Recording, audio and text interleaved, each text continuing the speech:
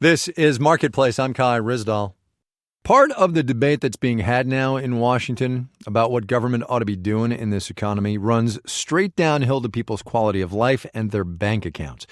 Specifically, government help in a pandemic and not in a pandemic. More than 24 Republican governors have pulled their states out of pandemic-related federal unemployment programs, saying, among other things, that those benefits are keeping people from going back to work. Arguments like that have been made against other social programs as well, mostly in the before times. They're why able-bodied adults without dependents are required to work before they can get food benefits. SNAP is what those benefits are called. But a study out of the National Bureau of Economic Research shows that those work requirements for nutrition assistance don't actually lead to more people working. Marketplace's Samantha Fields has that one. That finding is something Adam Morgan at the Greater Pittsburgh Community Food Bank says he sees all the time. Work requirements can do the opposite of getting more people to work. Reducing access to nutritious food does nothing to help a person find adequate employment.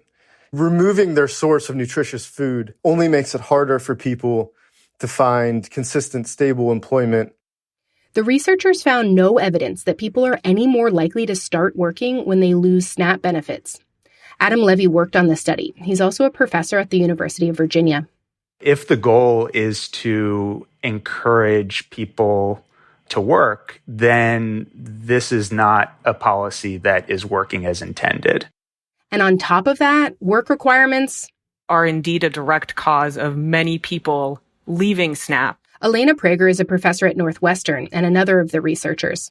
Almost a quarter of people who are on SNAP end up losing their SNAP benefits as a direct result of work requirement implementation.